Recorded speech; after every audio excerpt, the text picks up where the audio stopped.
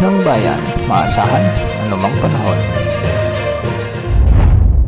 Magandang araw po sa ating lahat. Narito ng pinakuling update sa bagyong Tino na pumasok na sa ating area of responsibility. Nakapasok na nga sa ating PAR ang bagyong Kalmegi at tinawag na ito bilang bagyong Tino sa ating bansa. Huli itong namataan sa layong 955 km silangan ng Eastern Visayas, at kung makikita natin sa ating wind animation o sa satellite animation ay lumalawak at lumalakas pa ang bagyong ito.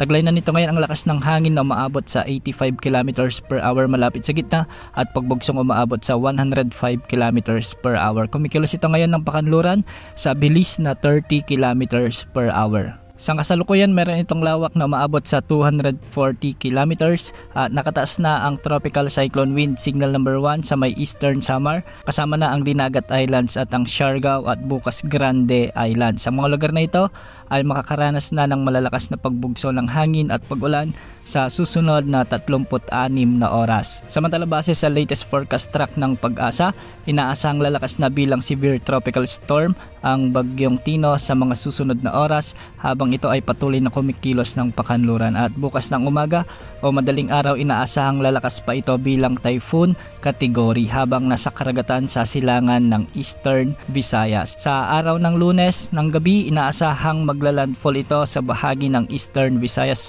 particular sa may Giwan, Eastern Samar. Dadaanan ng bagyo ang Leyte provinces, ang Cebu province, ang northern portion ng Negros Island region, ang Panay Island at ang northern portion ng Palawan. Ang mga lugar na ito ay isa sa ilalim sa Tropical Cyclone Wind Signal number 4 dahil ayon sa Pag-asa ang pinakamataas na wind signal sa pagdaan ng bagyong ito ay wind signal number 4 dahil ito sa kategorya ng bagyo na typhoon category habang ito ay nananalasa sa kalupaan ng Visayas. Ayon sa Pag-asa, hindi rin inaalis ang banta na lumakas ito bilang super typhoon category dahil ito ang ipinapakita ng iba't ibang weather agencies. Samantala, mapapanatili ng bagyo ang kanyang lakas bilang typhoon category hanggang sa makalabas ito ng ating PAR sa araw ng Huwebes. Sa ngayon, makakaranas na ng maaliwalas pa rin na panahon ang malaking bahagi ng bansa, lalo na sa mga lugar na posibleng daanan ng bagyong Tino.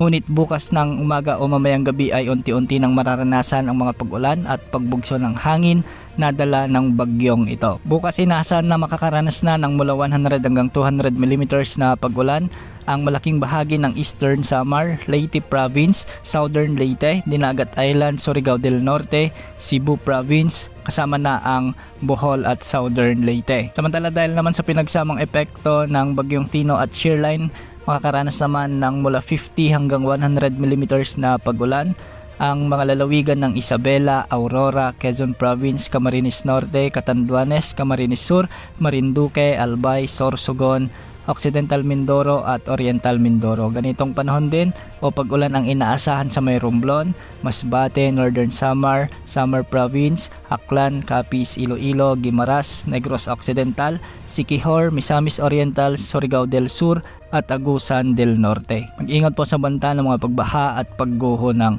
lupa. Tabayan na ng mga susunod na update sa bagyong Tino.